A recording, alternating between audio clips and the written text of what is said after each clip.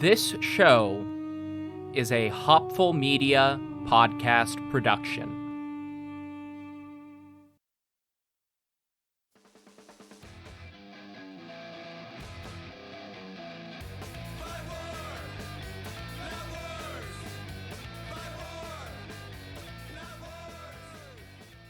Welcome, everybody, to America's Secret Wars. I don't know where this recording specifically is going to wind up in this episode because we are currently recording episode 3 of a 5-part series, but we have to jump back to episode 1 to insert some additional information. Oh, yeah. I am here with Bailey and Nick from Totalis Jeffianus. Hello. Hi. And we are talking about American wars with Canada, or almost wars with Canada. And the first 2 episodes of this series were recorded in late 2024, before people were talking about doing another one. So just bear that in mind, as our conversation doesn't necessarily reflect current events. Episode 5 will be at war with each other. It'll be a violent episode. I mean, I would so love to live in the before times of the first 2 episodes where I didn't know. So That was better, wasn't it? Oh, yes. It was a whole lot better. Yeah. No, episode 5 will be a thin cover for trying to get you guys to help me plan my defection. It's just us filling out immigration papers. You won't need to immigrate if it's all one country, though. True. Well, we'll see. We'll see just how the history of planning this kind of thing works out. It goes differently than you might expect. The other thing we should include in episode 1, because it might be the only part of this series to come out in time, is a promotion for the podcast conference Intelligent Speech. Are both of you going to be presenting there? All right, so all 3 of us will be there. Bailey and I will be on a panel together with Aurora from Sword, Sorcery, and Socialism to talk about religion of all things. Yeah. And it is a blast of a conference. A bunch of great indie history podcast creators will be presenting and on panels and doing Q&As. You can go to, what is the website name? IntelligentSpeechOnline.com. Go to IntelligentSpeechOnline.com to get your tickets. Do either of you know if you have a promo code to plug in here? Because I don't. We do not. I don't either. Okay, great. Well, in that case, go to Intelligent Speech Conference or IntelligentSpeechOnline.com and buy a ticket with no promo code, because none of us have one. Yeah, or look at some of the other podcasters who do have promo codes. It'll be like a fun scavenger hunt. Go to the speakers list, pick a recent episode of their podcast, and use their promo code. Yeah. Yeah, it's like Easter. Exactly. With podcasts. And that will be on Saturday, February 8th, at various times, depending on your time zone. Let's be real. I think we're starting at, it's like 7 a.m. I think that's when ours. Yeah. 7 a.m. Pacific time. That's when it starts. All right. This has been a really functional promotion. Mm-hmm. All right. And that concludes this bizarre recording. Back to your regularly scheduled episode. And we'll go back to recording part 3 of this series. Bye.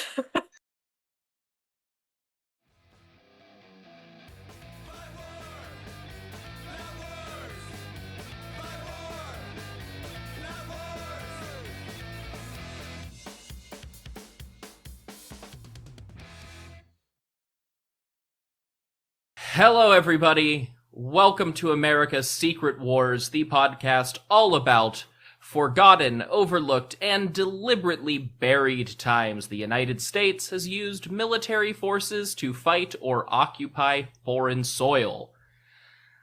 I am your host, Trevor Cully, and today I am joined by Nick and Bailey from the Totalis Jeffianus podcast, a show that I am going to let them explain because it is far too meta for me to even attempt it. How are you doing? Hello, I'm Bailey. I am one half of the Totalis Jeffianus podcast, a podcast where we rank all of the Jeffs from Totalis Rankium, from Jeff 1 to Jeff the 35th. Yeah, it's really meta. It's mostly, for me, I don't know anything about Rome or Totalis Rankium. Don't tell them that. It's mostly like exploring Rome through the layman's eyes. And really, really smart layman's. The way I like to describe it is that we're looking through the perspective of fictional characters going through real history. And so it's just whenever something goes wrong in history and we don't know who said it or who did it, it is usually attributed to a fictional character named Jeff. Yeah. And also I'm Nick. Right. Yeah. You know, I think you will have opportunities to insert your own Jeffs into No, we can't do anymore. Because... We can't. There can't be it's anymore. Canon. It's canon. It's going in it. We're having an episode on it. I'm never going to be free from this. Because today we are starting what is somehow, some way, a 5-part series spawned from me going, oh, this is a silly little story. It'll make a good low-key after the election episode. And here we are, more than a month later from when I decided to do that, as I realized that I had discovered a whole sort of war that happened between our two countries. What? That nobody has ever talked about. I guess this is the pertinent moment to mention Bailey and I are Canadian. Yes, I love the monarchy. Well... well, then you might not be fans of some of the people involved today. No, I think all the people in Canada are pretty monarchist in this specific episode that we're starting with, but we will get to less monarchist Canadians as we go. Woohoo. And this leads me to my standard first-time question for everybody. What were your relationships to history class in high school and college like? Ooh, you want to go first? Well, yeah, so my background is actually in musicology, so I'm a music historian. I know a whole lot about that side of history and like tangentially what was going on when the music was being written, but not really. And my high school history class, I essentially showed up to fight with the teacher and then leave. So, like most cool kids in high school. Well, I think I was the only one engaging with him. I think he did pass me. I did not hand in a single assignment, but he gave me a 51, and I think that's just because he was glad to have anyone who gave a shit. I hated history. Yeah, it was absolutely boring. And then so much so that I was just like, you know what, maybe this whole school business isn't for me. So I dropped out. And then about a week later, I found Mike Duncan's History of Rome. And it was literally like within episodes, I realized to myself when I was 18, I'm gonna study history for the rest of my life. And it's been about 9 years since then, and it hasn't changed. Gone to college a bit, and they were all pretty boring classes because I've spent the last 8 years studying it. But yeah, no, mine's a lot less boring, but I wish I figured it out a few weeks sooner. Yeah, if you had just gotten that, social media post or whatever that led you there, Oh, it was so hard for me to get back into college after doing that, but we've made it. There we go. Hey. And between us, we'll make 40K a year, and that's on the high end. Yes. We'll be able to afford a shed. You're in what, British Columbia? Yeah. I don't want to talk about it. A shed is generous, first of all. If you find a rich friend willing to let you put that shed on their land, See, maybe. I work for a divorce lawyer, and it took me a while to realize I now know a whole bunch of rich divorcees, and I'm just waiting for the go-ahead from Bailey, and we're set for life. Yeah. Ah, well, there you go. So, America's feeling pretty fucking dumb right now. What with the impending fascism and or corporatist state. And I do have plans to address that some way, somehow on this show. But but I wrote this script trying to do something fun. Today, we are emphasizing how the US of A has always been pretty fucking dumb. It's not my, like, first date fact about myself, but I am half American, so it all hurts just a little bit more. Yeah. I could have told you that as soon as they started their country, they started it by dumping a bunch of delicious tea into some water. That's pretty dumb. They just made big tea, first of all. They did, yeah. One big tea bag. Yeah. Very salty tea, though. That's where the dumb part came in. So have you ever heard of the Republic of Indian Stream? No. Oh. I have not heard of that. How about the city of Pittsburgh, New Hampshire? That one, yeah. Yeah, I've heard of that. I didn't know it was in New Hampshire, I gotta be honest. I thought Pittsburgh was a state. Yeah, I thought Pittsburgh was in Illinois for some reason.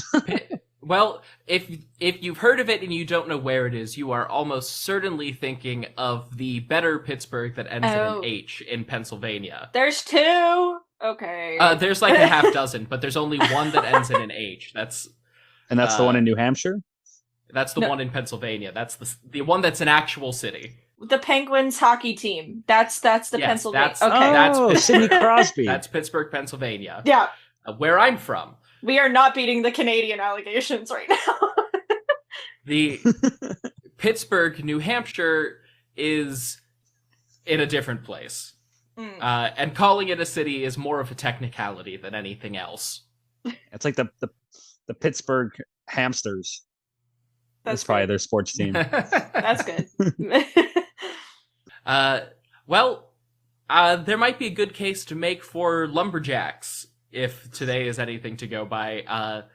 We are specifically going to talk about how the American state of New Hampshire invaded and then annexed territory from His Majesty's province of Lower Canada in 1832. Sort of. They should have kept it. Fair warning today, I am going to say the word Indian sort of in the context of indigenous American peoples quite a lot. Fair. There is a lot of debate on the most appropriate way to use or not use that terminology. But in today's case, it is literally the name of the place that we're talking about. Yeah. So I am stuck with it. Context rules. Yeah. So today, Pittsburgh, with no H, because all lesser Pittsburghs are undeserving of the Steel City's ultimate letter, is known as the northernmost town in New Hampshire. Is this where Stephen King killed all those people? Or that's Maine. Never mind. What's New Hampshire known for? Being up there, kinda. Oh, okay. Is it beside Minnesota? No, Minnesota's way on the other side of the Great Lakes. Oh, I have no idea where we are. There's like a whole New York and a couple of inland seas in between. East. Okay. Hell yeah. We are Lower Canada, for context, everybody, is mostly now Quebec. Which is why I said they should have kept it. That was the joke. Yeah. The town in this case is a little deceiving. There is a kind of charming central Main Street area, but the town of Pittsburgh actually includes the entire heavily forested tip of the state. Specifically anything in New Hampshire that's north of Vermont. Heavily forested tip, you say? Yes. Interesting. Okay. Yes, just the tip. All right. This town governs almost 300 square miles with a population of just 8,000 people in 2020. Oof. To give a sense of just how empty this part of New Hampshire is, Pittsburgh is considered a suburb to the city of Berlin. Well, that's quite the trek to work every day if you work in Berlin. And Berlin, New Hampshire has 10,000 people in its city. Oh. I think that's how many people live in our building. Yeah, I think there are probably 10,000 people in my neighborhood. Yeah. But before this was Pittsburgh, this chunk of northern New Hampshire was called Indian Stream. named for a tributary to the Connecticut River that flows up the middle of the region. Indian Stream, as in the body of water itself, was named for the fact that there were indigenous people living there. Oh, I didn't want to say it. Yeah. I thought that was too obvious. No, it was just this is the stream where those people live. Oh, right. We were real creative. The ones on the stream, right? Yeah, those ones. Oh, right. Yeah, I know them. Specifically, they were the Gowasiak, a tribe within the Wabanaki Confederation. Yeah, but we can't pronounce that, so let's group them into a large name, Indian. And they're next to the stream. Yeah. Just think it's more that like none of the white people really knew what was up there, but they knew like there was a stream because one guy had gone for a walk at some point. Yeah. Yeah. Like, there wasn't a lot of direct interaction with this area for the first like 300-ish years of colonization. Most of the major conflict between the Wabanaki and European colonizers in this area happened very, very early on in the colonization process. And even then, the specific area we're talking about was A, barely touched, and B, almost uninhabited. Even for the Gowasiak tribe, they were always concentrated a little further west in what is now Vermont. Vermont. It's most well known for being the only state that starts with V. Is that where Vermin Supreme is from? The guy with the boot who runs for president every year? He might be. I think he lives in Portland now. Well, that's actually, I guess I could have told you that for free. Everything I've ever heard about Portland is against Bernie my will. Bernie Sanders is the senator for Vermont. I knew there was one cool politician from one of them. It is also where Ben and Jerry's ice cream is from. And I like them too. Yeah, but it's not great here. Yeah, this little tour through Upper New England for the Canadian audience. I will say, I'm guessing they're seeing while going down the stream. There's Bernie Sanders. There's there's Ben and Jerry's.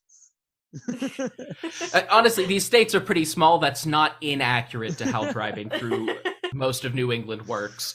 The Indian Stream area was, like I said, pretty empty.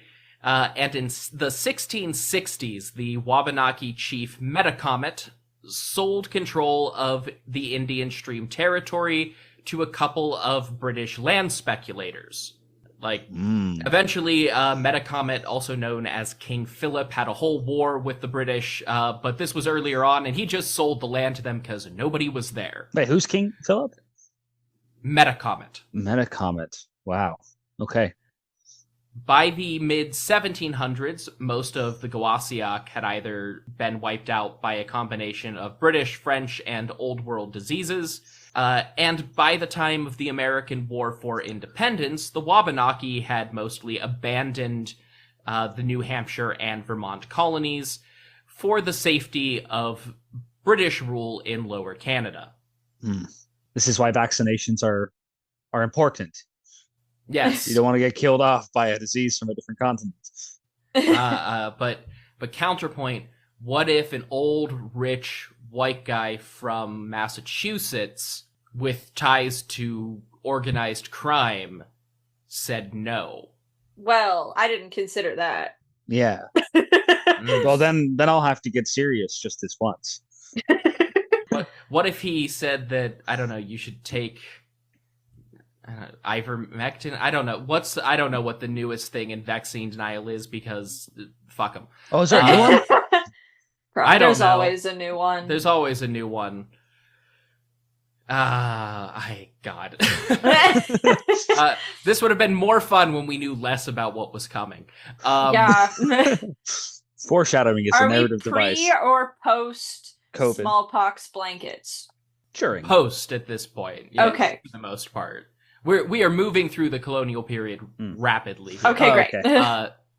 So when the United States rebelled against the British Empire, the frontier settlers of Coast County, New Hampshire, including the Indian Stream region, furnished 3 companies for the Continental Army. Woo! 2 joined George Washington for the Saratoga campaign. Woo! And the other participated in the first ever American invasion of Canada and the siege of Quebec. This is when it felt good to be an American, I'm guessing. They somehow managed to construe the War of 1812 as another victory at the time. Yeah. I'm sorry, my King James Madison won that. Well, This is what I say. Okay. I mean, King you're James losing Madison. regardless if you're in Quebec. As soon as you enter Quebec, you've lost. Like, King Yeah, James Madison. It took us a while to figure that out. no one wants 'cause Quebec, not even It's Quebec. going to continue being an issue in the next couple of episodes. Yeah. While the US did not end up liberating Canada, that did have the unforeseen benefit of meaning that Quebecois remained part of the Canadian government. Oh, what a benefit. Yeah! Woohoo! We also won that whole War of Independence thing and made it official in 1783 with the Treaty of Paris, or a Treaty of Paris, because there's too many of those. And part of that treaty was, hypothetically, establishing a firm international border between the newborn US and British Canada. 49th parallel. Yeah. They had not gotten there yet. Oh, No. sorry. I jumped the gun. They That's our shut me up favorite in that meeting. brewery. They all looked at me weird when I said that in the meeting. The 49th parallel will come at the very end of this series. Well, Oh. we're jumping the gun just a little. At this point, the relevant stretch of border was a line drawn along the 45th parallel, which is why if you look at the modern border, it goes pretty straight, and then there's lakes, and then it's lower. Yeah. The fools. And that line ran between the northwesternmost point on the Connecticut River and the southernmost tributary to the St. Lawrence River. To the west, the Great Lakes defined most of the border, and to the east, it was poorly defined, but generally along the Appalachian Mountains in the US and the northern lowlands in Canada. Yes, that's us. The issue was really a lot of northern Maine and this particular chunk of New Hampshire. Both were sparsely populated places, and nobody bothered hammering out the exact details for them in 1783. There weren't clear geographic lines. Well, details come later. And the rest of the episode will come later because this is where I decided we would have advertisements. Woo! Woo! Little song. Do, do, do, do, do. Make that money. Do, do, do, do, do, do. And of course, by advertisements, so far I mean plugs for other people's podcasts, because Yeah. nobody has been willing to pay me for this one yet. Yet. That's Weirdly, the attitude. it's harder to attract Paying customers. advertisers to the openly critical of the government podcast. What? No way! No way! The-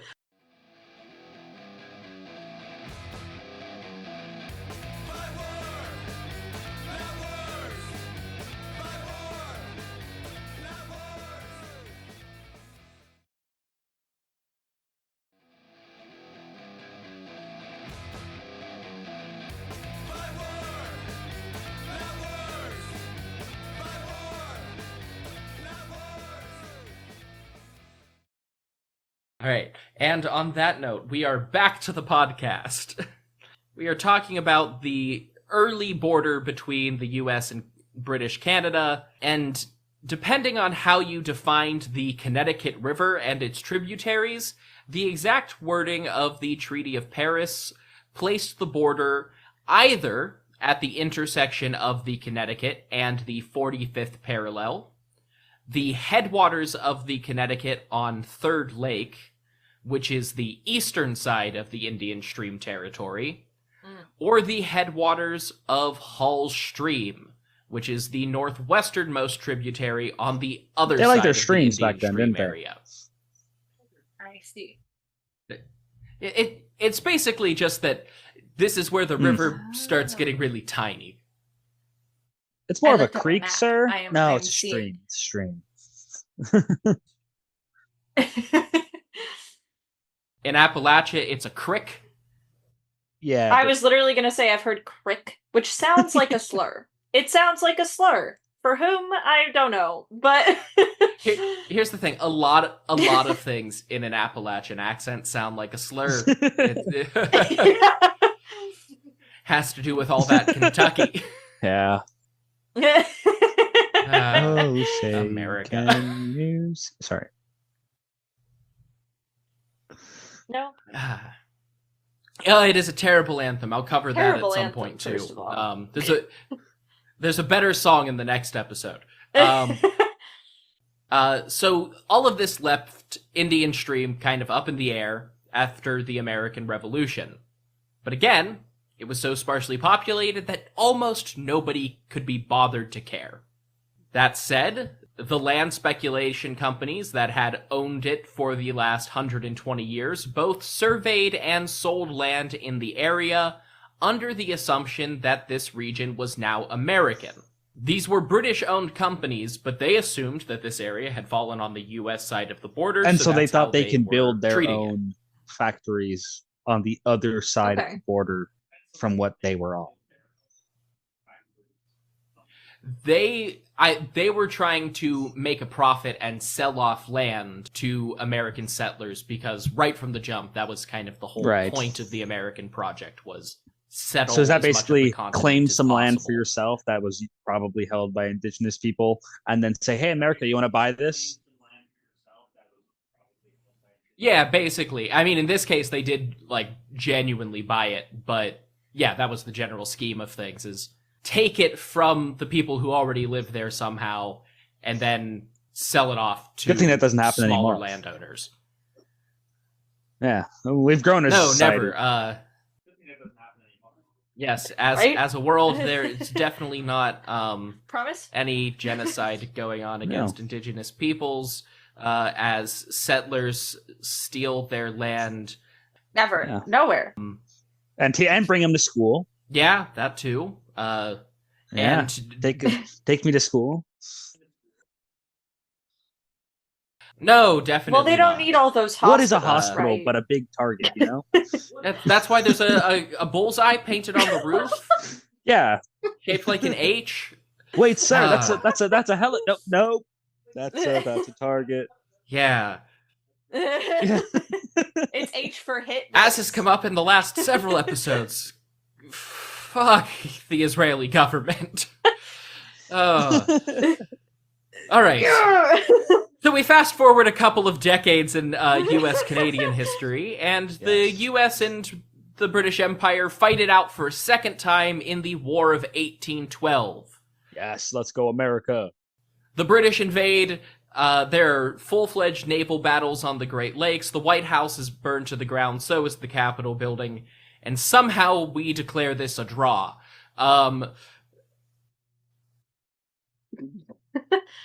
They do teach that in Canadian high schools when they're teaching us of the War of 1812. They're like, don't tell your American friends this, but we did win. They will disagree with you. It's funny because it is exactly also how taught they like teach it. we burnt down, One. which Canada wasn't a country then. No, the people burning down the White House were British regulars. That was not like there were Canadians involved further north and on the lakes, but like that was the British. Yeah, it was the British, but it's fine. I've had way too many arguments. Semantics, come on. The real semantic difference is the victory conditions were different in that you burnt our capital to the ground and we were like, we're still not British, this rules. Yeah, survived. A lot of people didn't think they were going to survive. Yeah, they thought when they saw the White House in flames, they were like, oh, we're going to be reconquered. Oh. and then Napoleon came back and that fixed everything. What's the king's name again? George? Yeah. Tell him we love him. Yeah.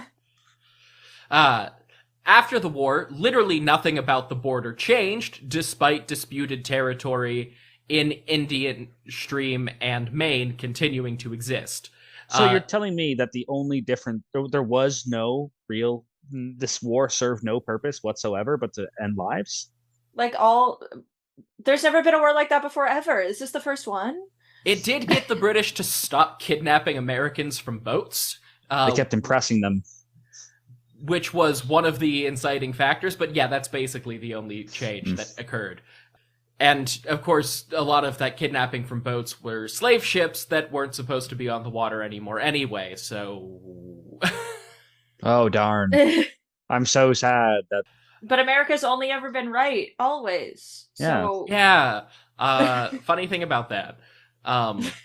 So nothing changed about the border, despite the fact that the British occupied most of Maine and almost annexed it as New Ireland for some reason. Is that why people in Nova Scotia sound like that? Well, no, that's the Scotia's Scotland. So similar. Yeah. Newfoundland is from Foundland. Yes. Yeah. Bailey, good job. Thanks. So they still had to figure out where the real border was going to be, even after fighting 2 whole wars about this stuff. And of course, both governments chose the option that gave them the most territory. The British thought that the Lower Canada colony should extend to the Connecticut Lakes, and the Americans thought that New Hampshire should extend along Hull Stream. So they picked opposite sides of the Indian Stream territory to claim as the border. Oh, well, what did the Indians have to say about it? Like, what was their input in where... They had it literally evacuated almost 100 years ago at this point. Oh, okay, good. But this... Great. Like I said, this region was basically uninhabited forever up to this point. Oh, okay. Fringe hunting grounds in between tribal territories. It was sold to the British in I think the late 1600s. It was a long time ago. Okay. Good. So, like, in this one case, it wasn't just genocide. Okay. Amazing. Next episode, different story. For the most part, this area was ungoverned.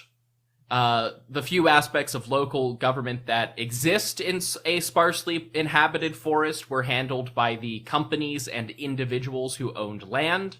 However, both New Hampshire and Lower Canada started sending in armed tax collectors by the 1820s. That's terrifying. Yeah, imagine if they did that now. Yeah, could you imagine? just Bill over here with a bat. You didn't pay your taxes. Yeah, a guy from the government coming with a sword and being like, "Give me your money." I would give him my money, to be fair. Of course. And that's kind of what happened here, but also nobody was thrilled with it. They were trying to, set up a government and, fund all of these, very sparsely populated rural areas that still needed to communicate with everyone else. But the locals weren't having it. And they were especially unhappy with it because both the New Hampshire government and the Canadian government were sending armed tax collectors, and they were both taxing the same people. Equality is a great thing. They weren't big fans of paying taxes to begin with. That's a lot of how you get an America. I've heard of that before. I think I've heard that. Yeah. We literally talked about it yesterday. Yeah. People generally recognize that they do need to pay some taxes if they want to have things like mail. Well, Canadians already lost that a month ago. Yeah. So. Yeah, sometimes you have to pay taxes if you want healthcare, free healthcare. What's that? And we just take that as a given. Ask Luigi, he knows all about it.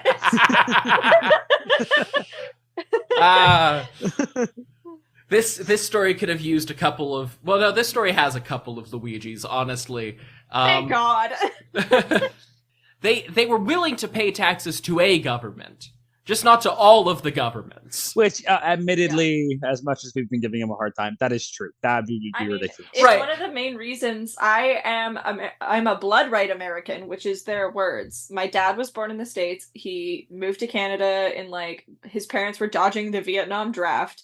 So all I have to do is sign a paper. That's the only good thing they have a Trump cardboard cutout in their home. Oh no. Yeah, we'll show you it later. Yeah, it's brutal. But he dodged the draft too, so then I would have to sign a piece of paper. Then I would be American. Except then I would have to claim income tax to the United States government no matter where I made money or where I lived. Yeah, unless you feel a really pressing need to have guns. There's really no reason to do that. No, the only reason I ever thought of doing it was if I wanted to go to school there, and then I was like, actually, I would die if I went to school in the States. That's like a whole thing. Yeah, our schools are not the safest things in the world. I was going to say in the country, but then I was like, well, what is? God.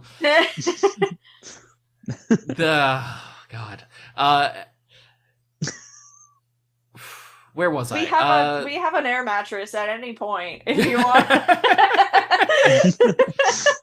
We can vacate whenever you need to record. So they didn't want to be taxed by the British, the New Hampshire state government, and the U.S. federal government. They wanted somebody to work all of this out for them. Let's play a game called Who is Best Suited to Work This Out For Them? And remember, there's only a few hundred people in Pittsburgh, New Hampshire now. The Indian Stream Territory in the 1820s and 30s did have some boom industries, most notably logging and fur trapping, but the total population from Coast County in general was still less than a third of its modern numbers according to U.S. Census data. Ooh. They only had about 400 people at the absolute most in the Indian Stream Territory. That's how many people were in my mom's French-speaking Ontario hometown. So, it's a small enough number that basically everyone knew each other, or at least had a friend of a friend situation. So in 1829, tired of armed sheriff's posses and tax collectors from both the U.S. and Lower Canada coming in and taxing them on all sides, a prominent local man named Luther Parker and 4 of his friends got together to solve the problem. Okay, I'm with Luther for now. Luther was born south of Indian Stream in the town of Temple, New Hampshire, and was a man of pretty simple means. He was a shoemaker who taught in the local schoolhouse on the side. How to make shoes? I think just class. Oh, yeah. Math. Why would it be how to make shoes? I'm sure he taught his kids how to make shoes. Actually, his kids go into politics. So they're just as qualified to make shoes. Yes. And he was actually a relatively new arrival when he started organizing resistance in the Indian Stream Territory. Luther and his wife Aletta had just moved there in 1827 to open a general store, which immediately made them some of the most important merchants in the area. Because they had a store, and that was the newfangled technology at the time. Yeah. With our new revolutionary technique, you can own your own store today. These people would have 8 panic attacks if they entered a Walmart, dude. Oh, they would just die. just catatonic immediately. There would be more people in any given Walmart than lived in this entire 300 square mile region. Yeah, there's a population density of like 1.2 people per square mile. Oh god. Yeah. Well, everyone could own their own tank and it would be fine at that rate. Yeah. Together with his 4 friends, Luther formed a committee of safety for the general security, because not everybody was great at naming things. Well, no one's going to be confused. No, it's very to the point. Yeah. They petitioned the state of New Hampshire to help deal with some local land disputes. When not much came of this, the Committee of Safety expanded and started forming a mutual defense pact that quickly expanded until it covered all inhabitants of the territory. You could just put that to an acronym, couldn't you? The COSFTGS? See, it rolls off the tongue. Yeah. Well, they didn't ask you, so. Good thing I wasn't in the room. Look, the one consistent fact of any political movement in history that I've ever been like, ooh, they have good ideas, is that they're bad at branding. Yeah. Yeah. As soon as you've got a marketer on your team, it's over. Yeah, it's bad. So now they have this defense pact between everybody who lives in the region. And within a year, the committee expanded its own role again, essentially forming the first local government that could ignore the Eastman Company, which hypothetically owned most of their land, through sheer popular will, because now everybody who actually lives there just gets to say, no, we're not going to do what you say. Yeah, Right. No, I don't want to. The power of Yeah, Yeah. basically. Not today. I don't give consent. They unionized against their landlord, basically. Hell yeah. Luther Parker and his committee started gathering records and keeping track of every property sale in their community, and they adjudicated any disputes amongst themselves. Mm. In April of 1831, they founded their own separate land office and appointed a recorder of deeds to manage all this. So in the space of about 2 years, they've gone from 5 guys sitting in the local bar to forming a local government. Like, they are now a township, basically. That feels how, like, every Canadian town was formed. Well, see, and they say the American dream's dead. This is 1831, so... Oh, it was very much still alive back then. The American dream is a little nap. It's because back then, people knew how to work hard. Yeah. Shut If only we had limitless tracts of uninhabited forest for everybody to go out and pave their own way, America would never have a problem. If you technically go like this, everything's uninhabited, right? Yeah, there we go. Just close your eyes and pull the trigger. That's the American way. Yeah. The issue of property disputes and international borders became a serious problem that same year. The US and Britain had tried to work out a solution to their whole Canadian border problem, with the King of the Netherlands acting as mediator. Great. Why him? Why was he here? Because the Treaty of Paris, or the agreement that ended the War of 1812, required the US and Britain to get a third-party mediator for any disputes between them. I like to think they threw dart at a map and went, oh, that guy. Yeah, basically. That's not uncommon either, because I think it was, the War of 1812, that the Russian Tsar was trying to mediate between the two countries. 100 years later, Teddy Roosevelt mediated between Russia and Japan. Like, it's a thing that happens. Yeah. See, in music history, they just have depression and then talk to nobody for the rest of their life and die. So, like... The King of the Netherlands was mediating, but he took a look at the Treaty of Paris, and it was so convoluted that he couldn't figure out what they actually wanted the border to be, and just said, fine, the British are correct. Yeah, all right, guys, it's creek or stream. Gotta figure this out first. Yeah. Predictably, the U.S. ignored this decision, but U.S. companies did not. On top of multinational tax collection, the people of Indian Stream suddenly had to deal with private corporations and local customs officers charging them import and export fees for all of their trade into New Hampshire, Vermont, and Maine. So even within the state that they are hypothetically a part of, they're now being taxed to trade to the next town over. You could argue it's gotten worse. Why do these people still live here? I would have It's where they live. hit the bricks. Why do we still live here? Because we're not getting taxed from 2 different directions. It feels like it. Because every individual one of them can claim ownership of like several Yeah. thousand trees in old growth forest. Then I would have said, those armed tax collectors come, I'm playing the craziest game of hide and seek you have ever seen. I do get the sense that that happened pretty frequently. It's like when George Washington would put signs at his manor leading to the opposite, the other way. So people would go like through a maze before getting to his house. This is just like IKEA. They figured it out. Well, but it gets worse because the governor of Lower Canada also ordered the provincial military to start conscripting young men from Indian Stream.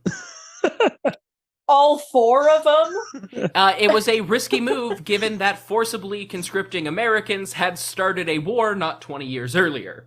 Yeah, to some. Yeah, but like that was 20 years ago. And they weren't being conscripted into the Navy, so like the only people to fight anywhere nearby were going to be the Americans who your conscripts wanted to join. Nothing can go wrong. Yeah, it might not have been the best planning. I don't see how the planning has any flaws. Let's see what happens. So the people of Indian Stream got together and came up with a solution to their problem. Rebellion. On June 11th, 1832, they called together a local assembly to deal with their grievances, and meetings dragged on for about a month until July 9th, when the inhabitants of Indian Stream adopted a new constitution written by Luther Parker. Rebellion.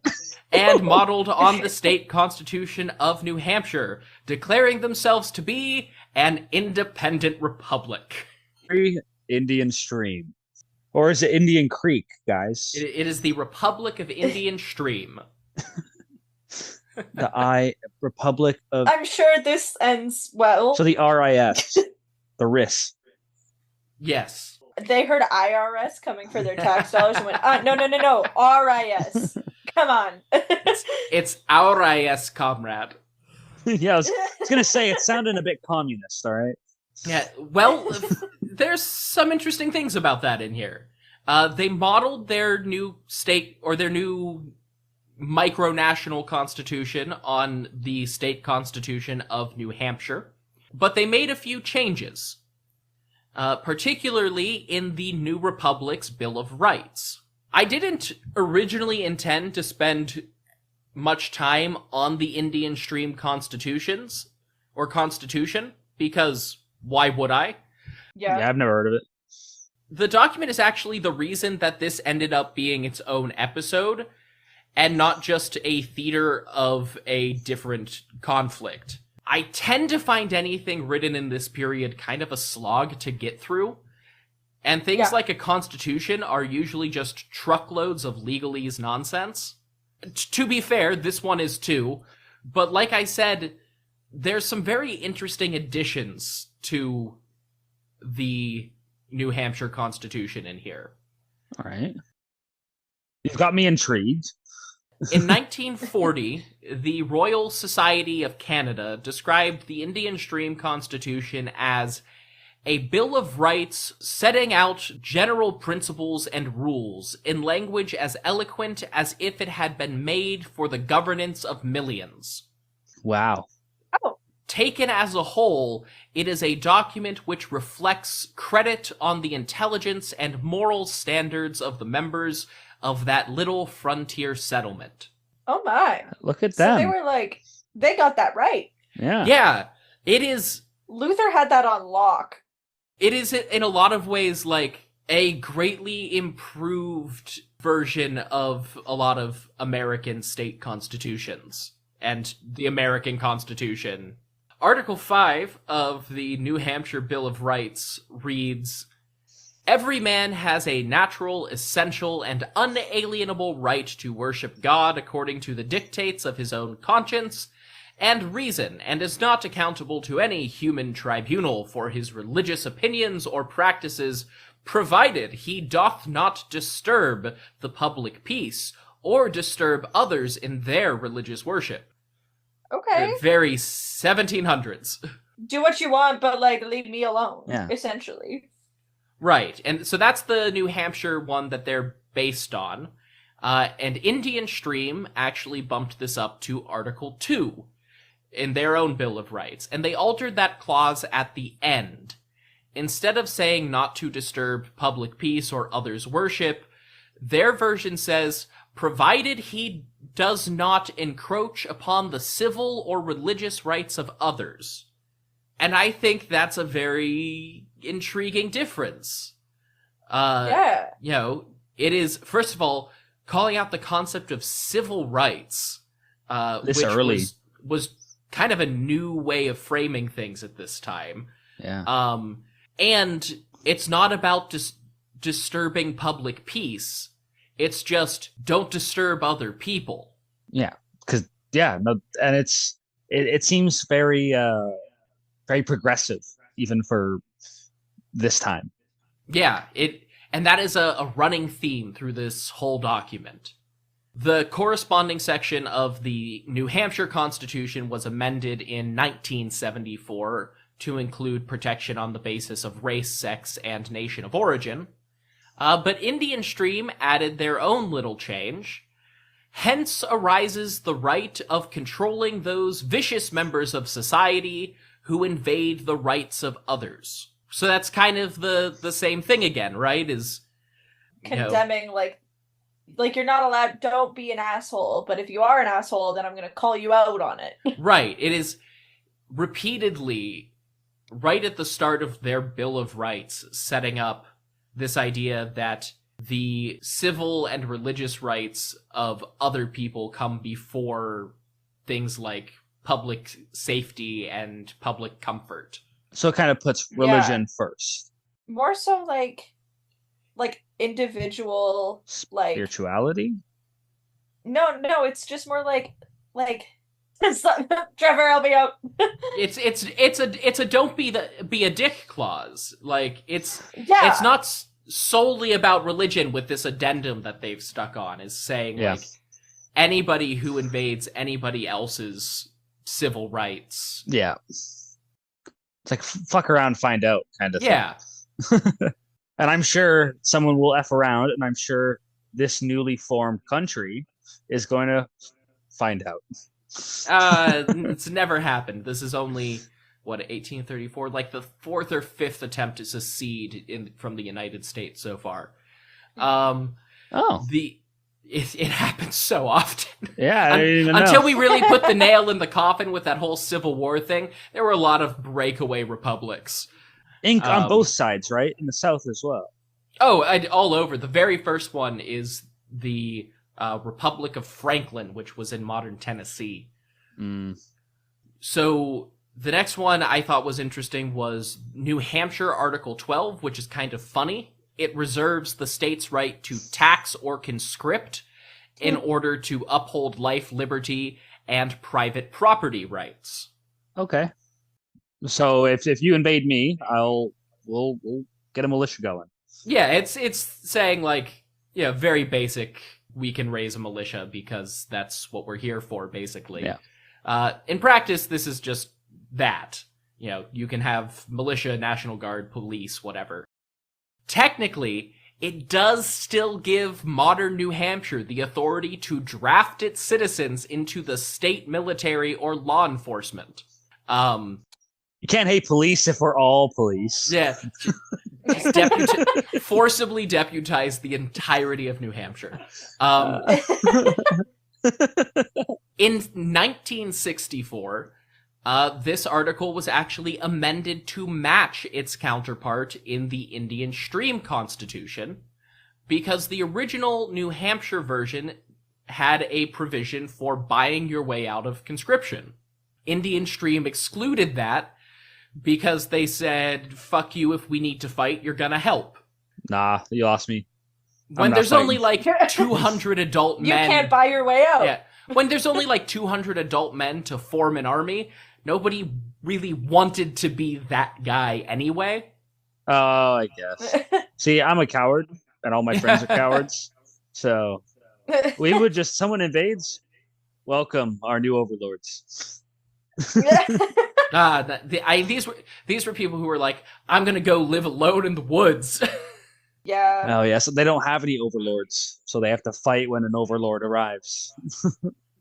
Indian streamers also added 2 additional rights not even seen in New Hampshire. Their Article 6 is basically a more detailed version of the U.S. Constitution's 6th Amendment. Every subject of the government has a right to certain remedy by having recourse to the laws for all injuries he may receive on his person, property, or character, to obtain right and justice freely and completely, without any denial, promptly and without delay, comfortably to the laws. Workers' comp. It's a very wordy version of the right to a speedy trial, basically. Okay. Which is a thing that I think basically everyone in the U.S. Judicial system should sue the government for, because we don't do speedy trials. Apparently Canada is even worse. I hear all of the lawyers I work with complain every day that they can never get in front of a judge. Like, I really want to know what the bar is, because we've got people waiting in jail for, like, years sometimes before they get to trial. Like, I don't feel... I feel like that is unconstitutional. Must be. Has to be. But that's the only time the U.S. has ever broken their own constitution, Yeah, that's right? the only time. Well, obviously, because the Constitution can't be broken or changed. Yeah. No, never. Never. Anyway, support the amendments, first and second, and I'm sure there are other ones. Indian Stream Constitution Article 13 is the most interesting to me. Man being originally formed by his creator for society and social intercourse. Great use of intercourse. Yeah. And for mutually aiding, assisting, and defending each other, and promoting their mutual welfare and happiness, therefore, all societies of men placed by circumstances of fortune, without the jurisdiction or control of other society or government, have a right to unite and institute such a government for the regulation of their society, Comrade, as they deem it most conducive to the general good, and where the large majority of people so situated unite together and establish a government, the minority of right ought to submit to the majority and be controlled by them. They could use a comma or a period. Oh my god, they could use some punctuation. Or God. Or like even some transition words. Like this let me double check here. Everything I said just now was one sentence. I know, and you could tell because you could tell they were drunk on this one, because they mentioned intercourse. They used no commas or... I like to think they were giggling. They did use an ampersand, though. That's in the original text. Oh, great. Thank God. Halfway through, they're like, wait, guys, we need to add something in there. And then they all cheers. I think maybe somebody just got sloppy writing the word "and," and it was just kind of a scribble. He hiccuped during it. Yeah. So like I said, this one is fascinating. On one hand, you've got an early 19th century declaration that humanity is designed to be a social animal engaged in mutual aid and community defense. Yeah. Very comrade of them. Mm-hmm. And on the other hand, it's a constitutional guarantee of majority rule demanding the minorities submit to the 50%. Well, they're still American. And which is a... Yeah, God... No. Look, this... Oh, no, sorry. They're actually streamers. You only need like 46% to win to win an election in this country. 46? Oh, great. I think it's actually lower than that, but... That's crazy. So you're saying like the majority's vote doesn't matter, so it's not really a democracy, is it? Well, actually, it's a republic and not a democracy. Oh, sorry. And that the same guy saying that would like you to know lots about age of consent laws. Is that the next one?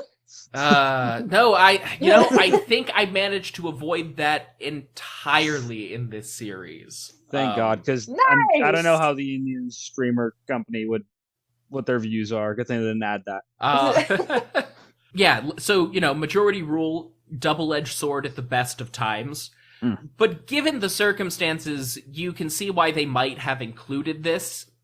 Not everyone in Indian Stream wanted to be independent. There were pro-British and pro-New Hampshire partisans in the debate.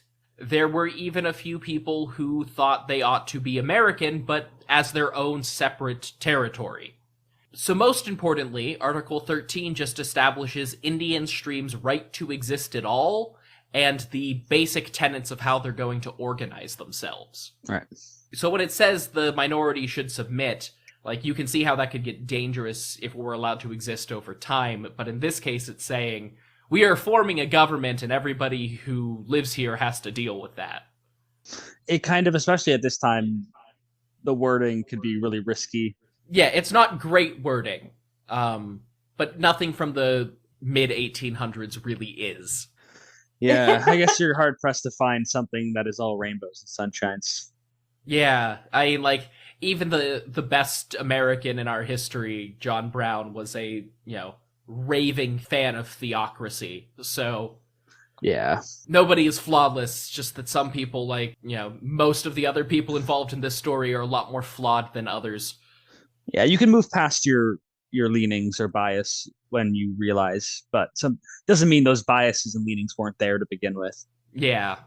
And so, in part because they were such a small community, Indian Stream had adopted a very unique form of government for the time.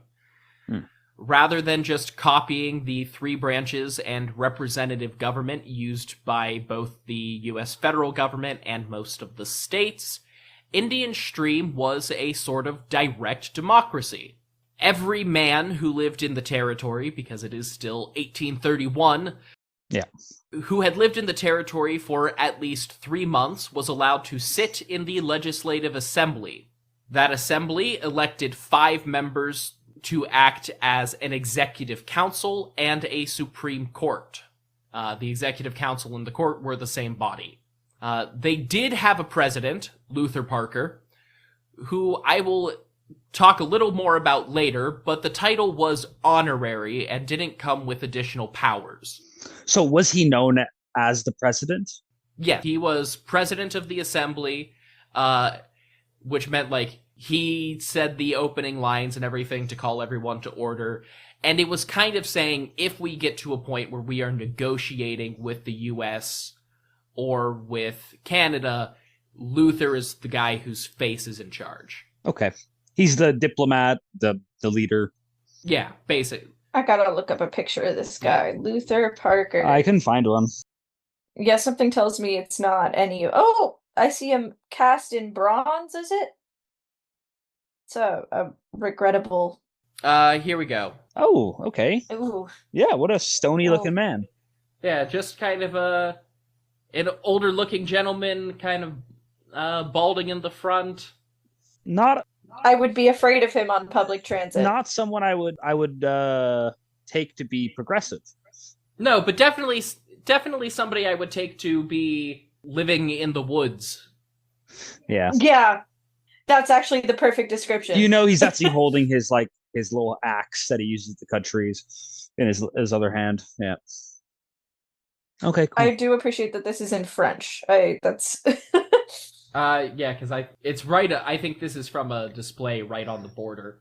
Yeah, that is Luther Parker, just a pretty generic-looking mid-1800s kind of guy. Yeah, he does have kindly-looking eyes, though. Yeah, looks like he would have when he was younger, had a very broad smile kind of thing. Yeah, someone you could have a drink to and write a constitution with. Yeah. Yeah. We salute you, Mr. President. Couldn't be worse than the current option. Yeah. So I haven't seen much in secondary sources discussing this, but the structure of their new government really speaks a lot to the education of the leading men of Indian Stream. We tend to think of frontiersmen operating logging camps in the woods as simple folk who don't know much book learning. But the whole point is that they weren't that guy. You could take the government of the Republic of Indian Stream and drop it into any ancient Greek city-state, and it would fit right into the general political landscape. I don't know if that's a flex, because that was 2,000 years ago. So that's still pretty far behind. But they had to know about it. Yeah, true. I agree. Yeah. Okay, I see. Like, they were like, these were people who had done their classical education. It's a very Athenian or even Spartan structure for their government. So they're actually, I will now go cut this tree. Yes. Hey, golly, chap, you want to help me? Well, no, you have to form a committee of at least 5 men to decide which trees you're going to cut and apportion them to everybody's land properly. They didn't quite get that far into having a local government, but I think they would have been there. Well, I sense big things for Luther. Yeah, but the one last thing about the Constitution is that this academic streak was baked into their document. Quote, knowledge and learning generally diffused through a community being essential for the preservation of free government, and spreading the opportunities and advantages of education through the various parts of that community being highly conducive to promote this end. It shall be the duty of the legislators and the magistrates in all future periods of this government to cherish the interest of literature and sciences and public schools, to countenance and inculcate the principles of humanity and general benevolence, public and private charity, industry and economy, honesty and punctuality, sincerity and sobriety, and all social affectations and generous sentiments among the people. Punctuality, but not punctuation. I get it. And sobriety wasn't strictly limited to alcohol at this point. Punctuality clearly meant something different in the past because that's how people use it, but I've never seen a definition. Showing up on time. But what they're saying is like, it is the duty of the government to ensure that future generations are well-educated and good people. Whoa. Yeah. Whoa. That's actually, yes. Why is that not a worldwide thing that people grab onto? You think that would be more common in governing documents. You'd think. But no, it's kind of isolated to this one weird microstate in the 1830s. It's weird that, like, half the population is taught to love and care for everybody, and the other half is taught that if you're not straight and white and a man, then you're probably not all that great. As a straight white man, we suck. Yeah, exactly. People, I can't. Yeah, first of all, what part of that applied to you, Bailey Fawcett? I'm white. Yeah. Ginger, you might say. But honestly, at the end of all of this, I don't know what to make of it. It's very 18th, 19th century colonizer in style and context. But there's some really interesting sociology and radical idealism even today coming from this 200-year-old microstate. Yeah, there's things that they are saying that we still haven't, or we're having a hard time implementing in our governments. And that's embarrassing. Yeah, it is sad. Mm-hmm. You know what else there's trouble implementing? Cinnamon Coca-Cola. It is the holiday season, and I am renewing my campaign against the Coca-Cola Corporation to bring back Cinnamon Coke. That garbage alternative version you released earlier this year as your first permanent flavor in a decade was a flop, and you need to bring back Cinnamon Coke because it is the best experimental flavor you've put out since like 2002, Coca-Cola. I think that's an American. I have never once in my life heard of Cinnamon Coca-Cola. Cinnamon Coke was like a limited time just during December release for a couple of years, and then they haven't done it since, I think, the pandemic, and it's the best flavor they've ever put out. It's despite you personally, is why they're not bringing it back. I am making my demands. You have 5 days to comply, otherwise we'll be writing our own constitution, creating our own Coke, and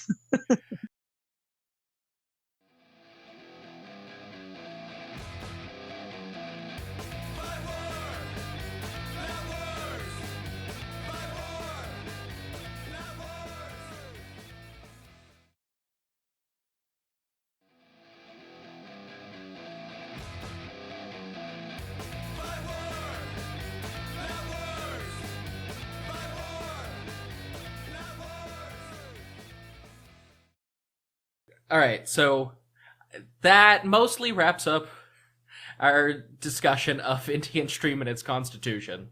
Right. Great. I don't want to make this, well, not Indian Stream as a whole. I don't want to make this sound like a leftist commune utopia, Of course. setting aside the very idea that that couldn't exist for another decade or so. The streamers instituted automatic death penalties for anybody convicted of murder. They had cash bail, and they charged lesser... Automatic. It's on site. Yeah, I kind of frontier justice. And they charged lesser criminals for the cost of their own imprisonment, with an exception for people who literally couldn't afford the expense. Okay, but that's not actually crazy. Because I always think that like parking tickets, those are meant to hurt poor people. And a lot of this was to project an image of stability and organization, and because they simply couldn't afford for the government to actually pay to imprison people for a long time. Right. Yeah. Or to be have a secure enough holding facility for somebody they considered genuinely dangerous. At this point, you might be thinking, did these guys really think that 400 people could just become their own country sandwiched between the US and Canada and get away with it? Trevor, did 400 Bailey? people think they could create their own country, sandwiched between two countries, and get away with it? No, they did not, Bailey. Good question, though. And that too was addressed in their new constitution. Let's hope the two countries read it. Section 2 of the whole document, right after their Declaration of Independence, states, "The people inhabiting the territory, formerly called the Indian Stream Territory, do hereby solemnly and mutually agree with each other to form themselves into a body politic by the name of Indian Stream, and in that capacity to exercise all the powers of a free, sovereign, and independent state, so far as it relates to our own internal government, till such time as we can ascertain to what government we properly belong." So everyone just hold off. You know what? We'll figure it out. Don't you go. They literally said, "Hold your horses." Yeah, don't you go invading us because we haven't made up our mind yet. We're figuring it out. We're figuring it out. Come on. If y'all could stop double and triple taxing us for a couple of years while we sort out the paperwork, It'll be fine. Because we're just putting IOUs right now in there, and you guys are getting madder and madder. Yeah, they formed their own little country and a groundbreaking kind of revolutionary constitution as a stopgap measure. Wow, that's a pretty drastic. I think we've reached a bad moment when a stopgap is a declaration of independence. Yeah, it is. It's not a great situation. No. And it only gets worse from here because Great. hypothetically, this is a military history podcast, and there hasn't been a lot of military yet. Yeah, who's the president at this time? Is it Jackson? Yeah, it's still Jackson. No, so this runs almost entirely through Jackson's term. Yeah, I see. This is why they chose the wrong president to do this under. Yeah, we're talking about a guy who threatened to hang his own vice president for talking about secession. Yeah. Who somehow is no longer the only president to have done that. That was the Pence, right? Yeah. Yeah. Oh God. That's a trivia question for you.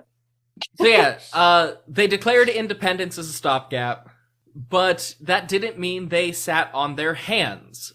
The Indian Stream Assembly had a lot of people pulling double, triple, or in Luther Parker's case, quadruple duty to form a functioning government.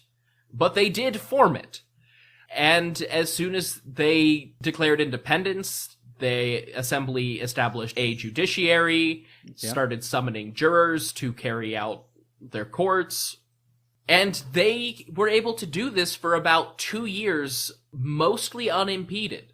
In 1833, they established procedures for their own internal tax collection and assessments of people's property. and they just kept passing laws to fill in the cracks in their systems. The legal rights guaranteed by marriage were established, a law passed against frivolous lawsuits, and another was passed to prevent tax collectors and government officials from being sued for doing their jobs. Fair.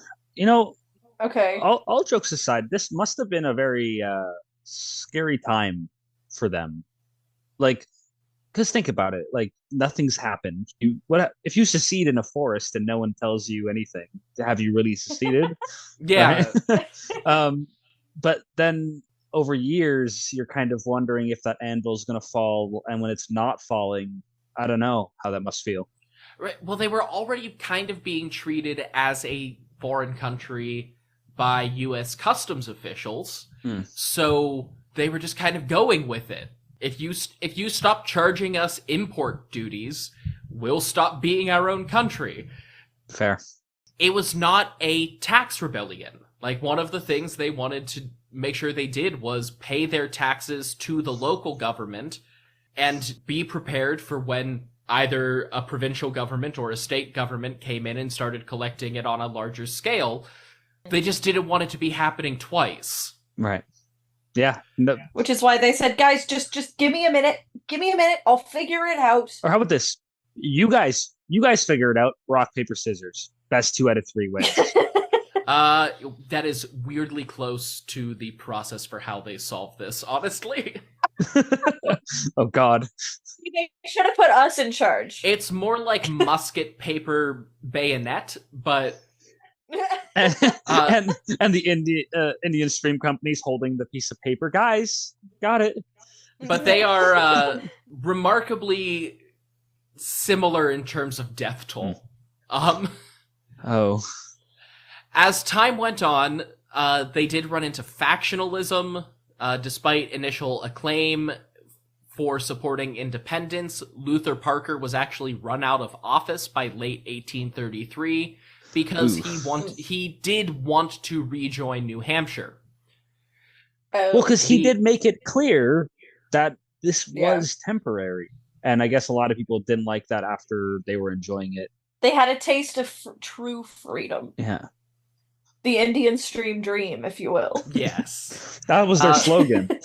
So the separate statehood party, the true independence faction, and the pro-Canadian faction all ganged up against the quote-unquote New Hampshire boys to drive out Luther Parker. They said it with, like, vitriol on the tongue. The New Hampshire boys. I'm just imagining, like, a bunch of, like white rappers who are all wearing, like, the bandanas and the saggy pants with the chain. I think they've all got to be wearing raccoon skin caps, right? Like, but sideways. Yes, yeah. The tail's down, like, here. Yeah, it's drooping over one eye. Yeah. This is about the point where they ran into the primary problem with this whole independence thing. Even when technically ruled by another government, frontier regions are always a good place to run away from authority. And now that they were independent from US and Canadian law, people who committed crimes kept running to Indian Stream. This especially led to tension on Indian Stream's southern border, as the Coos County Sheriff kept crossing the border with armed posses to hunt down runaway criminals. Obsessed with the word posse, first of all. It was used a lot back then. Like, a lot. Obsessed. And I think this is a good point to make a note about what a sheriff means in this context, because they're not cops. Like, eventually they did become the, like, sheriff's departments that we have, I think, still on both sides of the US-Canadian border today. Yeah, we have sheriffs. Who are basically cops. Not in BC, we don't, I don't think. We have sheriffs. Their cars have the word sheriff on the side, but it's like one car. The thing with this is the concept of police hadn't really developed yet.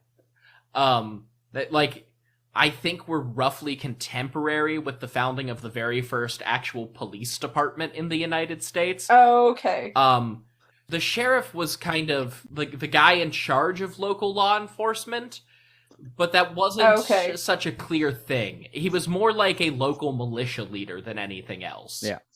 A vigilante, almost. Yeah, a legally sanctioned vigilante. Yeah. When you're caught doing something like killing someone, it's the legally sanctioned vigilante sheriff that is the one who finds you and puts a bullet in your head. It's on site. And then it's I think the Punisher who shoots the sheriff. Oh no. But he did not shoot the deputy. That was a joke for me. And anybody else who's gonna get that song, it was not Bailey. That was not me. I can tell you that for free. It's such an old song now that I stop and think about it. It was back because I was thinking about it the other day, and I can't name a single Beatles song. I think I learned about it in musicology class. Oh boy. Anyway, speaking of sheriffs and deputies, the Coos County Sheriff and his deputies kept crossing the border, which was seen as a foreign incursion, because by their own laws, technically it was. It was. In one case, a man fled to Indian Stream and refused to pay child support to multiple women because the pregnancies were all conceived in the secessionist territory. Okay, King. Well, I'm kidding. The pregnant women did not give birth or live in Indian Stream at the time that he refused to pay child support. He was just like, no, we had sex in a different country, so I don't have to pay. Drake core. my job would be a whole lot more interesting. Nope, that's how that worked a little bit. That's what happened to our hit sensation artist Drake when he refused to let his baby mother and his son leave France because he has that much pull, and he was in America. No one knew about the child until it was exposed, and then he was like, "Okay, come live with me." So you know some music history. We're there. Yeah, but it's sadly Drake. It's like Drake history though.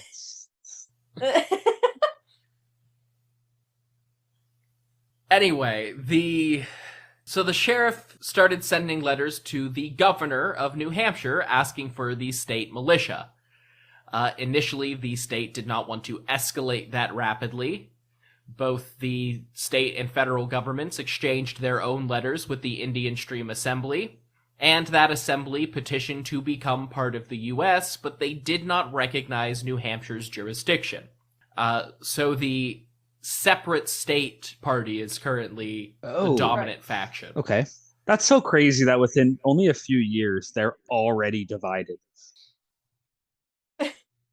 They've got like five political parties. Political parties are a huge reason on why a lot of democracies and republics don't work very well. Like so many differing opinions that, although differing opinions are great, extremist differing opinions can lead to what we're seeing today with like Roe v. What do you mean the left is split? What do you mean? And the left can't agree on whether or not the dictator of Syria gassing children is good or bad sometimes. So wait, but he's anti-America though. And America bad. Yeah, that makes America bad. He went to Russia, remember? Because Russia, if America bad, Russia good. Yeah, well, so like the left, Indian Stream is divided.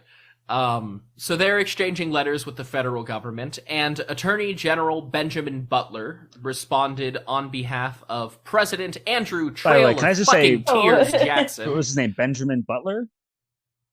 Ain't that the motherfucker who Benjamin aged Butler. backwards? I was gonna say that's the most British name I've ever heard in my life. Yeah. He looks about 12 at this point. Okay, He's thank actually you. like 63. But Butler's letter responding to Indian Stream said, if you are within the limits of the United States, as has always been maintained by this government, it is because you are within the limits of the state of New Hampshire. Then, he sent federal tax collectors to Indian Stream's southern border in order to levy international customs duties on behalf of the federal government as well for anything going in and out of the self-declared republic. No. On one hand, that means that the Jackson administration did kinda recognize their independence. On the other hand, the Indian Streamers hated it because they were once again being taxed by the United States. You are your own independent nation, but you're now a sovereign state. You're your own the same way that Canada is technically under the British. You're now definitely under us. Yeah. If we had done that with more groups, the United States might actually be what it was meant to be, which is a collection of states, not a one country. Yeah, that had already fallen apart. That fell apart with that. Talking about here, where like if you try to leave the Union, we will try to shoot you. The Indian Streamers were also sending all of these letters to Montreal, asking the governor of Lower Canada if they could join the British side of things, and those letters were ignored. Finally, in 1835, after 4 years of independence, the governor of New Hampshire relented to his sheriffs complaining, and 2 companies of the New Hampshire militia were ordered to assemble in Coos County for an invasion here we go. of This is where Indian Stream, pulls out the big guns, Well, for anybody who doesn't know, in military terms, a company is between 100 and 250 men. So this was at least as many militiamen as there were male people of any age and qualification in the entirety of Indian Stream, and it could have been double the population of the whole territory. Did they have the heart, though? Yeah. See? The passion. Exactly. More energy. More passion. More passion. See? Well, strictly speaking, Indian Stream was not a very big nation, but it was and is quite empty. A guerrilla force of maybe 50 or 60 guys could probably have successfully resisted the New Hampshire militia and won within a couple of years. But that would be open rebellion against the United States of America, and nobody wanted to escalate to federal troops getting involved. Fair. So instead, 50 streamers went to meet with the county sheriff and the militia. In most of what I read, these guys are presented as representing the assembly, which is accurate since all male residents were part of the assembly. However, that also means they were part of the Indian Stream militia. Due to the tiny population, the difference between diplomacy and military was based more on vibes than anything else. What about vibes-based government from this point forward? I think that'll solve everything. It's been largely a vibes-based government up to this point.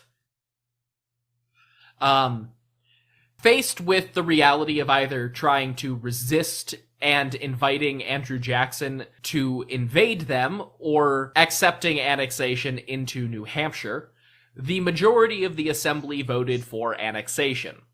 They sent a letter to the Lower Canadian government informing them that they had run out of time and would be joining the United States again. It's like sending so many texts to like someone you met on Tinder being like, hey, I love you, and then being like, oh, you missed your chance without getting a single reply. Like, I found my real true love. The abusive one I just left.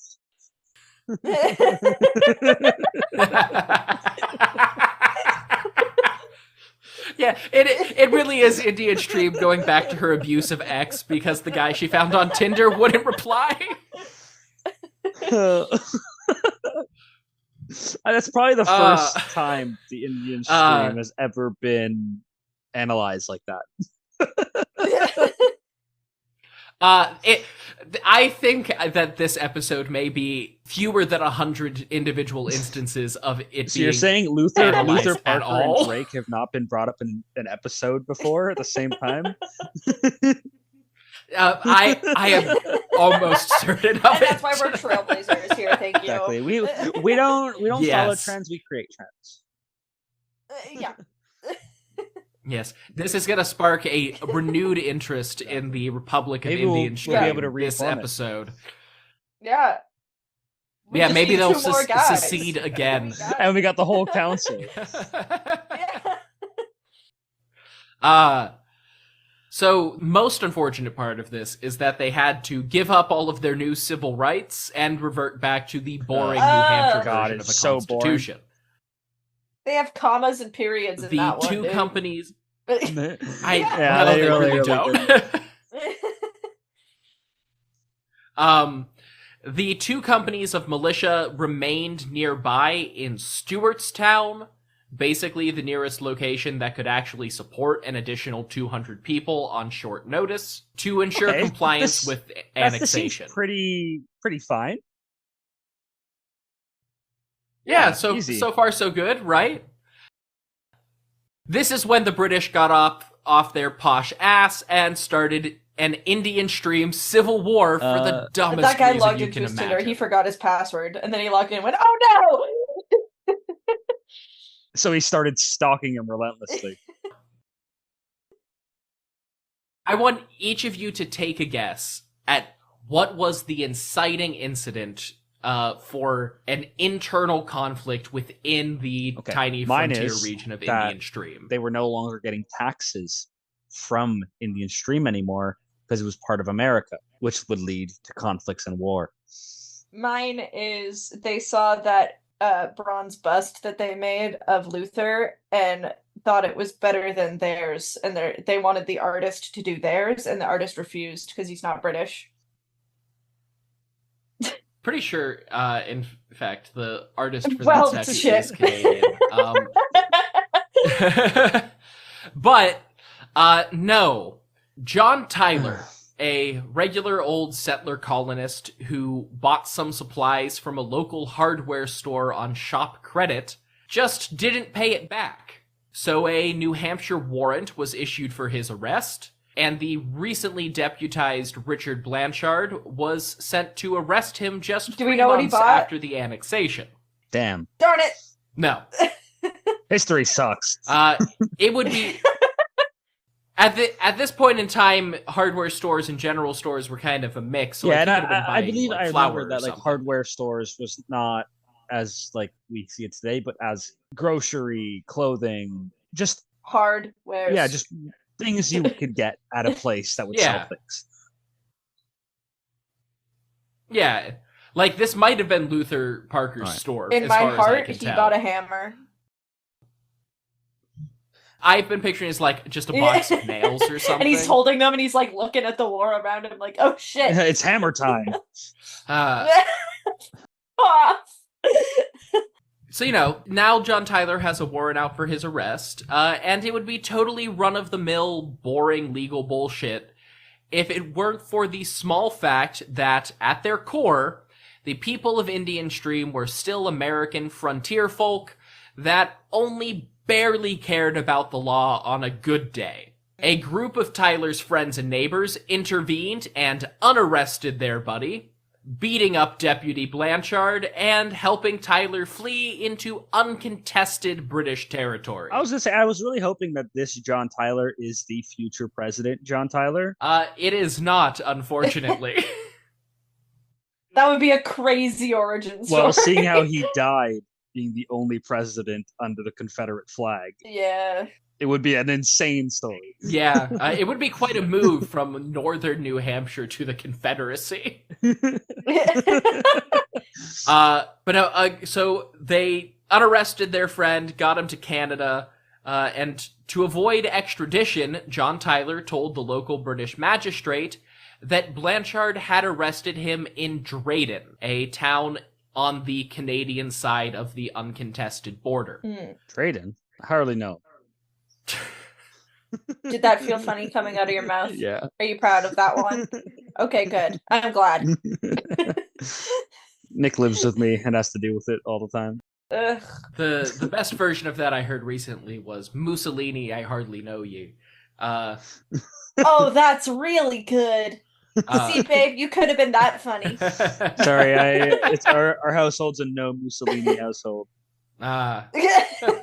We only respect real Roman empires out here. So now, Lower Canada issued a warrant for Deputy Richard Blanchard, and a Canadian sheriff's deputy formed his own posse with pro-British Indian streamers who crossed back to the contested region and captured Blanchard for a trial in Canada. Okay. They never made it back to the border. Oof. A pro-American group, including Luther Parker and his brother, ran into the British posse on the road, coincidentally, and recognized their captive deputy. Blanchard and the American side ran off, while the British, a bit beaten up but no worse for the wear, headed back to their magistrate to report the incident. Still looking positive. This is a winning civil war right now. Luther's on top. Well, Bailey, these were true red-blooded American colonists. Oh. A group of Blanchard's rescuers proceeded to celebrate by getting drunk. Hell yeah. Then they had the brilliant idea to defend the sanctity of their borders by grabbing their guns and horses and chasing after the British posse. As a true American would. I mean, a true Indian streamer would. Streamer. Do you think every time I hear the word streamer now, I'm gonna, like, if Ninja's playing Minecraft or whatever the hell he does, I'm gonna think about these people. They're doing 360 no scopes on the way to the British. I have to give everybody I know just, like, at least one of the little brainworms that this podcast creates. What if Luther got a low taper fig? That's for all of your Gen Z listeners out there. Oh, boy. And Gen A listeners out there. They're probably, some of them are probably old enough to listen to this at this point. I hate that, but it's probably true. Gen A's 9, right? 9 and younger? It's so dependent on where you want to draw the line. Yeah. Because I know a lot of, like, adult Gen Zs really don't want to be associated with younger Gen Zs. Yeah, just, generations are stupid anyway. Yeah, they are. Yeah. We made them up in the 50s, people. This was not a thing we did before the baby boomers. Yeah, and we made up governments, like, 4,000 years ago. So yeah, that was a bad idea. Well, maybe we should leave those behind too. Yeah. What are you not getting? Starting today, we're getting rid of governments and generations. Yeah. Well, get rid of them. Speaking of governments, or not governments in this case, or drunk governments, the drunk Americans chased the pro-British faction back across the border to the local magistrate's house and attacked them. Good. They shot the deputy through the leg, and then somebody pulled out their old cavalry saber from the War of 1812, smashed it across the magistrate's head, and tied up the unconscious judge. Hell yeah. Hell yeah. This is metal as hell. They threw him over the back of a horse and fled in a different direction, eventually arriving in Canaan, Vermont, where the town's government was horrified to discover they'd just been dragged into this bullshit and ordered the Indian streamers to release their captive. That's amazing. I know some people who can't even get up escalators properly when they're drunk, let alone stage a coup and kidnap a magistrate. I didn't ask, actually. It's me. I can't get up escalators when I'm drunk. You know, we all have a problem. Blackout drunk for the first time in a couple of years a few months ago and went missing for 2 hours. Are you a runner? Do you run when you're drunk? I am. Insisted that I was good to walk home from this Halloween in August party. You were about to join the streamers in the woods. And I just didn't come home for 2 hours. I have no idea where I was, and neither does anybody else. See, I'll be honest. Whenever I've blacked out, it's been among friends. So I know I'm safe. In the middle of a neighborhood? So that's when you wake up with one shoe on. I do not live in a safe neighborhood either. I told my wife that I I was walking somebody home on another street. I have no idea what the context for this is. And she'll find out in this episode what really happened. Because audio is unalterable and eternal. At least my recording of it is. So yeah, they kidnap this judge, they take him to Vermont. The town they wind up in is like, what the hell are you doing? So they treat the magistrate for his injuries and send him back to Canada with Kate in Vermont's sincerest apologies. For sure. See, everything is going great. He got back, no harm done. Well, someone did get shot. Yeah, in the leg. And the deputy was asking for it. He kept saying, do it, and they did it. This is all John Tyler's fault. Like, if he hadn't lied about where he was arrested, none of this would have happened. Luther Parker actually decided to stay in Canaan, and his wife and son came to join him shortly after. Then they moved to Wisconsin, where he joined the territorial government, using his experience as an elected leader in Indian Stream to win votes. Bro really had president on his resume. He really did. Luther's son, Charles, ultimately went on to become Wisconsin's first lieutenant governor. Oh. But that wouldn't be for another 40 years. Yeah. I was going to drop that his name was Charles, because earlier on Wikipedia, I saw that he had a son named Charles. Oh, the other son's not listed, though. Guess he wasn't important. He wasn't the governor of Wisconsin. Understandably, the New Hampshire government was pissed about all this, mostly because they really did not want to deal with Old England marching across the border and invading New England. Yeah. So half a company of militia was sent from Stewartstown to just occupy Indian Stream directly in the winter of 1835 to 1836. Local governments in both New Hampshire and Lower Canada were calling for blood. Both sides wanted reprisals for what they correctly saw as invasions of their territory by one another. Yeah, but you guys started it. This was all you, both of you. Well, the larger governments of both the UK and the US were furious with their subordinates. What, Luther? If the aggrieved party on either side got their way, there was genuine fear that a hardware store debt and some light perjury were going to start a war. Wow. Which sounds really stupid when you say it out loud. Yeah.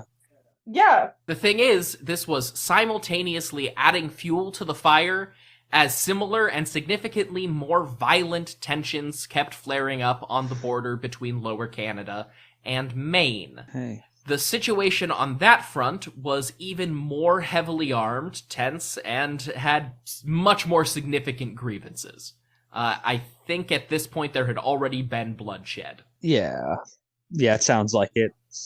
That was going to take more effort to figure out, but the British government promised to settle things on the New Hampshire front and keep conflict contained. They successfully de-escalated tensions on the Canadian side, and the New Hampshire militia went home in the spring of 1836. 1 year later, London overruled Lower Canada, and all charges in the British legal system were dismissed, albeit with a note that Indian Stream was still claimed as their territory until there was a formal treaty.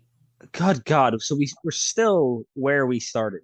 Yeah, the border has not changed in the slightest. They've just decided not to kill each other over this particular tiny chunk of New Hampshire. Good. This is like you're aware of Prince Rupert, the place here in BC? Yeah. Okay, so yeah, this is what I imagine could have been Prince Rupert. Why is it still American? They're the 4 blocks that are cut off from the rest of America. They're in the States. They're landlocked from the rest of the states. They're like covered by water, and they're attached to like the very end of the peninsula in like western BC. And like when COVID hit, they didn't have a grocery store, but they still weren't allowed to cross the border. It was yeah, they had to like helicopter things over until they were like, okay, you guys can go. Even Trudeau was like, hey, like maybe just for until the pandemic's done, they'll be Canadian, and Trump was like, absolutely not. And so it was Biden at that point. No. Because Trump stopped being in February 2020, right? No, 2021. Yeah. Silly guy. But yeah, yeah, we will be getting to your neck of the woods eventually in this series. Is it the fur trade? Be honest. Is it the is it the railway? Is it the whales? Sorry. Spoiler: it is the pigs. Oh. Was it the Picton farm? Be honest. It was one. I think actually it was technically one pig. Okay. No. Whenever I hear pig farm in this neck of the woods, I think of that serial killer that was here in like the 70s. No, this is the like 1850s is where we're gonna wrap this up. Okay, we're fine. This is Peppa Pig. Oh, okay, great. Yeah. In part 2, we will move on to the Aroostook War in Maine and New Brunswick. I'll say, this one didn't end too badly. What, someone got shot? No, it was not. Everyone lived, right? Yeah, everyone's still alive for the most part. Yeah, maybe one leg a little bit less. You got a weird gash on your head now. Yeah, fine. Lots of, drunken brawling, but not any casualties. But one of those moments where you don't pay for your actions. Some interesting government choices. Yeah. This is how history should be. Drunk and just some major injuries. Yeah. No casualties. Yeah. The first 3 episodes of this series are gradually escalating to more significant conflict as time goes on. Well, so maybe we'll see our first death next time. Oh yeah. Yeah.